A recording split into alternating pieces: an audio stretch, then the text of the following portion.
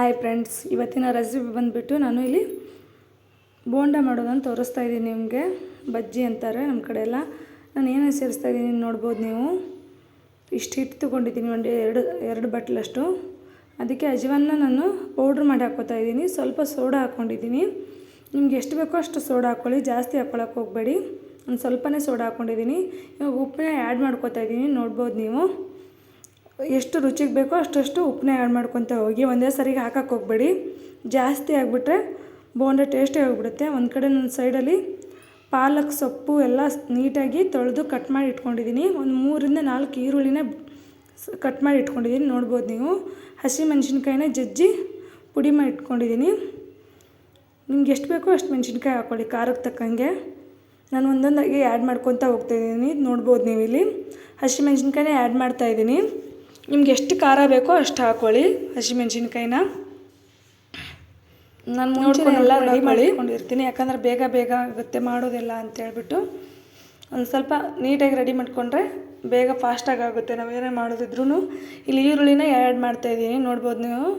ನಾನು ಇಷ್ಟು ಚಿಕ್ಕದಾಗಿ ಈರುಳ್ಳಿನ ಕಟ್ ಮಾಡ್ಕೊಂಡಿದ್ದೀನಿ. ಇಲ್ಲಿ ನಾನು ಈರುಳ್ಳಿನಲ್ಲೇ ಚಿಕ್ಕದಾಗಿ ಕಟ್ ಮಾಡ್ಕೊಂಡಿದ್ದೀನಿ.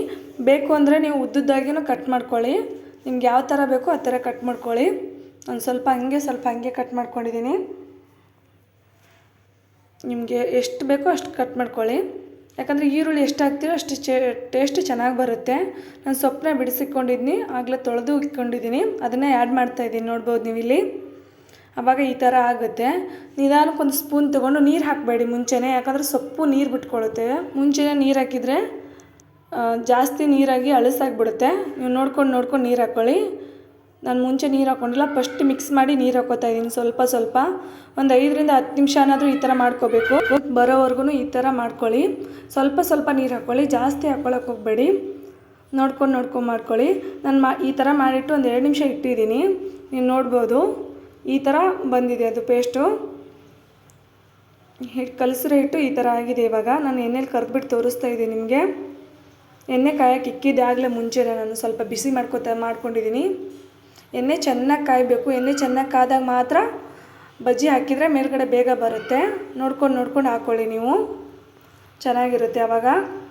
ನೋಡ್ಬೋದು ನೀವು, ನಾನು ಹಾಕಿದಂಗೆ ಮೇಲ್ಗಡೆ ಬರ್ತಾಯಿದೆ ಎಣ್ಣೆಲಿ ತೇಲ್ಬಿಟ್ಟು. ಒಂದೇ ಸರಿಗೆ ಜಾಸ್ತಿ ಹಾಕಕ್ಕೆ ಹೋಗಬೇಡಿ. ಎಣ್ಣೆ ಎಷ್ಟು ಇರುತ್ತೋ ಅದು ಎಷ್ಟು ಮುಳುಗುತ್ತೋ ಅಷ್ಟೇ ಹಾಕ್ಕೊಳ್ಳಿ. ಆಗಿದೆ ನೋಡ್ಬೋದು ನೀವು ಇಲ್ಲಿ. ನಾನು 1-2 ಮನೆ ನಿಮ್ಗೆ ಹಾಕ್ಬಿಟ್ಟು ತೋರಿಸ್ತೀನಿ. ಈ ಚಪಾತಿ ಜೊತೆ ಇಲ್ಲಾಂದರೆ ಸೈಡಲ್ಲಿ ನೆಂಚ್ಕೊಳ್ಳೋಕ್ಕೆ ಸಾಯಂಕಾಲ ಮಕ್ಕಳೆಲ್ಲ ಕೇಳಿದಾಗೆ ತಿನ್ನೋಕೆ ಚೆನ್ನಾಗಿರುತ್ತೆ. ಇದು ಸಾಯಂಕಾಲ ಟೈಮಲ್ಲಿ ಮಕ್ಳಿಗಂತೂ ಇನ್ನೂ ಚೆನ್ನಾಗಿರುತ್ತೆ. ಇದ್ರ ಜೊತೆ ಸೈಡಲ್ಲಿ ಮೆಣಸಿನ್ಕಾಯಿ ಫ್ರೈ ಮಾಡಿಟ್ಕೊಂಡು ಸ್ವಲ್ಪ ಉಪ್ಪು ಸೇರಿಕೊಂಡ್ರೆ ಸಖತ್ತಾಗಿ ಟೇಸ್ಟ್ ಕೊಡುತ್ತೆ. ನಾನು ಮಾಡ್ಕೋತಾ ಇದ್ದೀನಿ, ನೋಡ್ಬೋದು ನೀವು ಇಲ್ಲಿ. ಮೆಣಸಿನ್ಕಾಯಿನ ನಾನು ತುಂಬೆಲ್ಲ ತೆಗಿಯೋಕ್ಕೆ ಹೋಗಿಲ್ಲ, ಅಂದರೆ ಹಿಡಿಯೋಕ್ಕೆ ಕರೆಕ್ಟಾಗಿ ಸೈಜು ಬರುತ್ತೆ ಅಂತ ಹೇಳ್ಬಿಟ್ಟು ತುಂಬನೇ ಹಂಗೆ ಇಟ್ಟು ಫ್ರೈ ಮಾಡಿದ್ದೀನಿ ಇಲ್ಲಿ. ನಿಮ್ಗೆ ಯಾವ ಸೈಜಲ್ಲಿ ಬೇಕೋ ಆ ಸೈಜಲ್ಲಿ ಕಟ್ ಮಾಡ್ಕೊಳ್ಳಿ. ನಾನು 1ರಲ್ಲಿ 2 ಮೆಣಸಿನ್ಕಾಯಿನ ಕಟ್ ಮಾಡಿ ಹಾಕ್ಕೊಂಡಿದ್ದೀನಿ ಇಲ್ಲಿ. Thank you so much. Share ಮಾಡಿ, ಕಮೆಂಟ್ ಮಾಡಿ, ಲೈಕ್ ಮಾಡಿ.